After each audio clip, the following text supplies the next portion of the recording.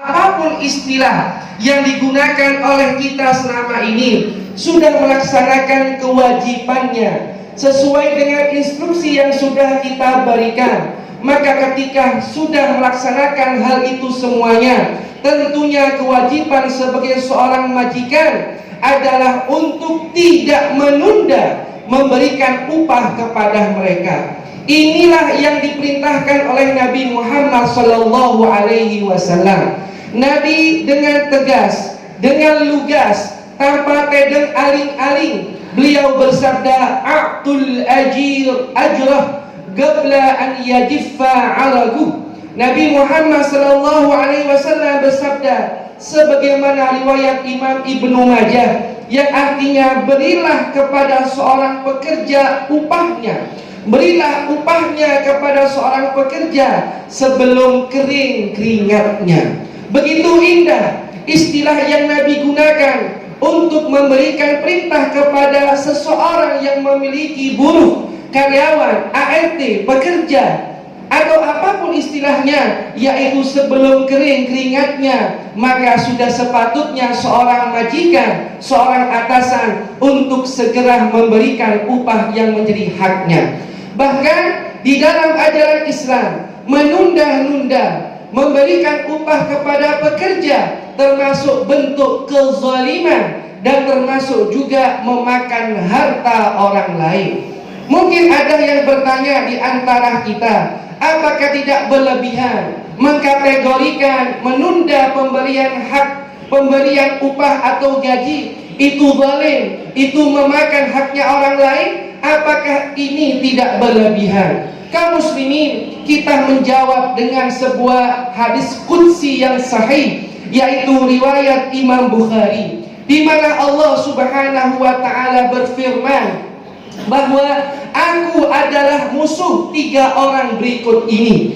Yang salah satunya kata Allah dalam firman-Nya ini, rajulun istajara ajiran fastawfa minhu wa lam yu'ti ajrah. Di antara musuhku, kata Allah, dari tiga orang ini adalah seseorang yang mempekerjakan seorang pekerja, kemudian pekerja itu sudah menyelesaikan pekerjaannya namun tidak memberikan upah yang layak atau upah kepadanya. Hadis sahih riwayat Imam Bukhari. Berdasarkan dua hadis ini, yang pertama sabda Rasulullah, yang kedua firman Allah, maka sudah sepatutnya kepada siapapun di antara kita yang kita oleh Allah diberikan anugerah sebagai seorang majikan, sebagai seorang atasan, sebagai seseorang yang memiliki karyawan-karyawan yang bekerja kepada kita, ayo kita jangan sampai menjadi orang yang zalim.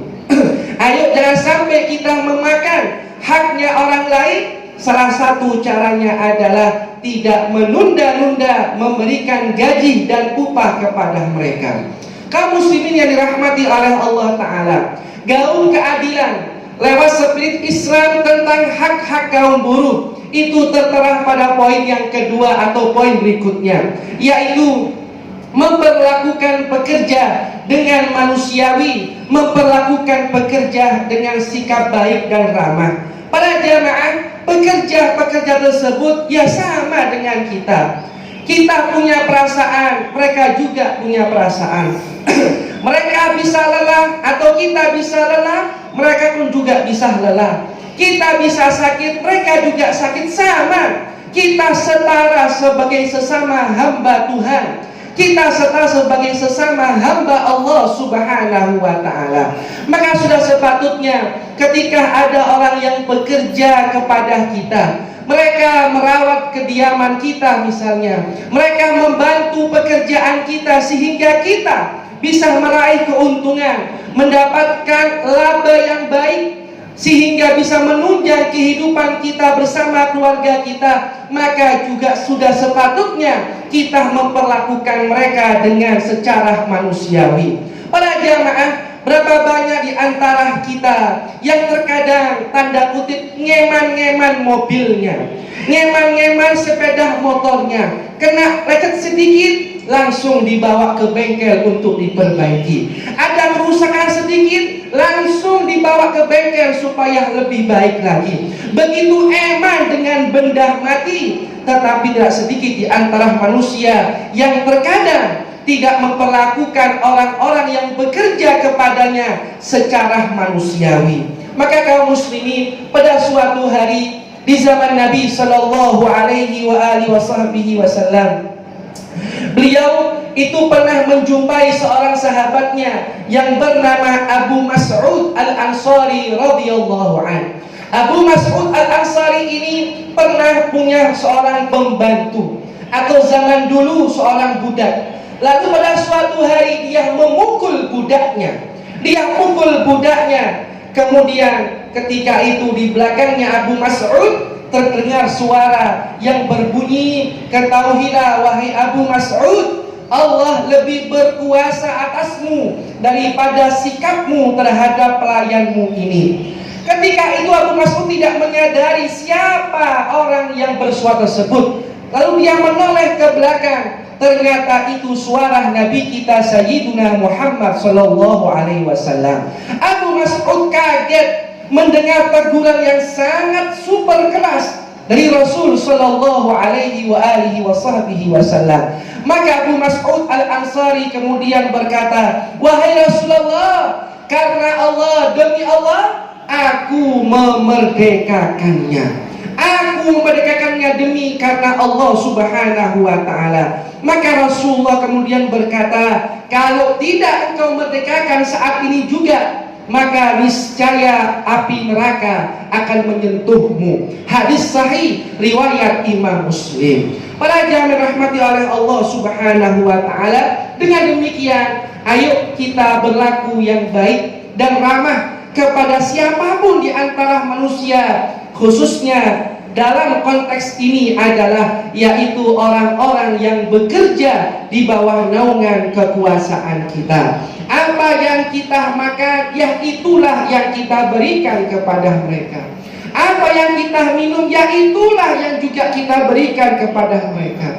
Jangan sampai kita mengajak ART kita, membantu kita ajak ke mall, ke pusat perbelanjaan, kemudian kita mampir bersama keluarga kita masing-masing, makan di food court, makan di pusat perbelanjaan, kemudian kita makan dengan makanan yang lezat, sementara pembantu kita hanya bisa diam, hanya bisa menelan ludah, bahkan dibungkus pun juga tidak. Para jamaah rahimakumullah, dan ini terjadi para jamaah, gak boleh seperti itu. Kalau memang kita ngajak siapapun di antara ART kita, membantu kita, ngajak kemudian kita makan, maka seyogyanya kita juga memberinya makan seperti apa yang kita makan. Setidaknya berikan kasih sayang dan juga sikap yang manusiawi kepada siapa saja, utamanya orang-orang yang sudah membantu usaha dan ikhtiar kita. Para jamaah rahmati oleh Allah Ta'ala, yang ketiga di antara gaung keadilan Islam tentang kaum buruh, kaum pekerja, di antaranya yang ketiga adalah yaitu tidak memberi beban di luar batas kemampuan. Para jamaah rahmati oleh Allah, insya Allah banyak di antara kita yang hafal firman Allah, la yukallifullahu nafsan illa wus'aha. Allah tidak membebani seseorang kecuali dengan beban yang sesuai dengan kemampuannya. Allah Subhanahu wa ta'ala yang maha hebat, yang maha besar, yang maha agung, tak pernah memberikan beban kepada kita dengan beban di luar batas kemampuan kita.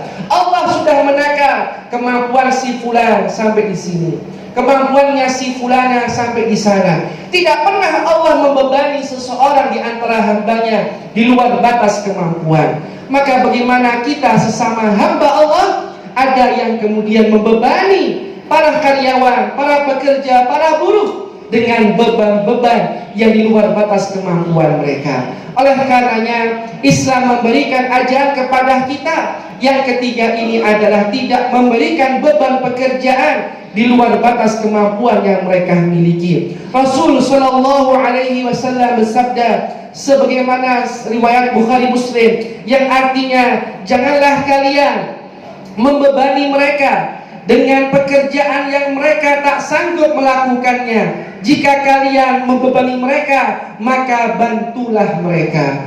Kaum muslim rahimakumullah, yang terakhir adalah yaitu tidak hanya memperhatikan kebutuhan jasmani, tetapi pekerja juga butuh bimbingan spiritual. Kaum muslimin yang rahmati oleh Allah Ta'ala, insya Allah kita pernah mendengar istilah isoma, istirahat, sholat, dan makan. Istirahat dan makan, insya Allah ini masuk kategori poin yang ketiga atau yang di atas sebelum yang keempat ini. Maka sholat ini masuk kategori yang keempat, bimbingan spiritual. Banyak sekali insya Allah di antara para pengusaha muslim yang peduli kepada para karyawannya, sehingga karyawannya itu diberi bimbingan spiritual. Terkadang ada di antara pengusaha muslim yang soleh atau yang soleha ini yang kemudian memberikan materi pengajian melalui para kiai, melalui para masyayikh, para ustadz misalnya, untuk memberikan kajian barang waktu mungkin sekitar 15 sampai 30 menit, mungkin sepekan satu kali dan lain sebagainya. Maka langkah seperti ini sejalan dengan apa yang digaungkan oleh Islam melalui Nabi Muhammad sallallahu alaihi wasallam. Kalau misalnya ada seorang pengusaha itu kemudian melarang karyawannya yang muslim untuk sholat Jumatkah atau sholat yang lain yang wajib, maka ini termasuk pelanggaran hak azazi manusia yang diantaranya adalah melanggar keyakinan yang dianut oleh mereka. Kalau itu orang Islam, kalau itu orang kafir non muslim seperti kasus di Surabaya, kalau sholat Jumat dipotong gajinya atau dilarang, itu orang kafir, orang non muslim, barangkali kita bisa memaklumi, tapi tetap salah, tetap harus diusut. Tapi bagaimana kalau itu adalah pengusaha yang KTP-nya Islam, namanya nama yang baik, mungkin namanya Muhammad, mungkin namanya Abdullah, namanya Ali Akbar, KTP-nya agamanya Islam, sejak lahir Islam, keluarganya muslim, tapi melarang karyawannya untuk sholat, melarang karyawannya yang perempuan untuk memakai hijab. Inna lillahi wa inna ilaihi raji'un. Maka para jamaah rahimakumullah, pada suatu hari Nabi Muhammad sallallahu alaihi wasallam itu pernah bertanya kepada seorang pelayannya. Nabi bertanya, apakah kamu ada hajat? Apakah kamu punya keperluan? Maka dijawab oleh sang pelayan, ya Rasulullah, saya ingin meminta syafaatmu kelak di akhirat. Hajat saya nggak ada ya Rasulullah, kecuali saya punya hajat, tolong wahai Rasulullah berikan saya nanti syafaat di akhirat. Ini luar biasa josnya para jamaah, karyawan yang luar biasa atau buruh yang luar biasa. Dia hanya punya satu hajat, minta syafaatnya Nabi Muhammad. Padahal mungkin kalau dia minta yang lain, Nabi akan berusaha memenuhi, karena Nabi doanya mustajab di sisi Allah Ta'ala.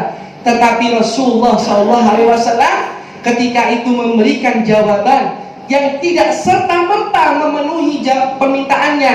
Nabi mengatakan, baiklah, tapi bantu saya untuk bisa ngasih kamu syafaat dengan kamu mulai sekarang banyak bersujud kepada Allah Subhanahu wa Ta'ala. Artinya pasti nanti di akhirat, kalau kamu banyak sujudnya, banyak ibadahnya, baik akhlaknya, ojo khawatir, insya Allah nanti di akhirat tak bantu sampeyan. Ini para jamaah, Nabi melakukan bimbingan spiritual kepada pelayannya, kepada pembantunya.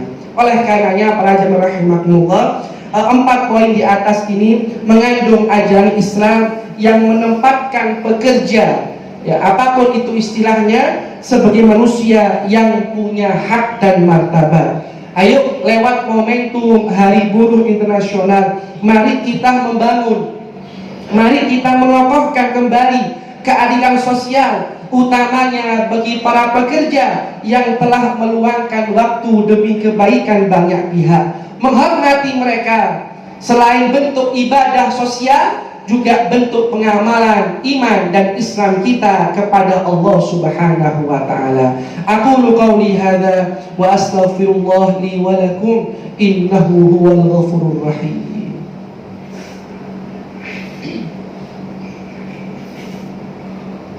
Allahumma shalli wa sallim ala nabiyyina Muhammad.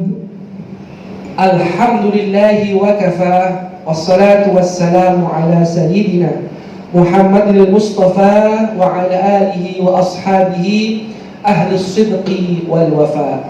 Amma ba'd, faya ibadallah ittaqullaha haqqa tuqatih wa la tamutunna illa wa antum muslimun. Allahumma ighfir lil muslimina wal muslimat wal mu'minin wal mu'minat al ahya minhum wal amwat. Allahumma tuf bina wal muslimin, Allahumma farrij alaina wal muslimin, Allahumma ansurna wal muslimin, Allahumma ihfadna wa iyyahum minal fitan wal mihan ma dhahara minha wa ma batan.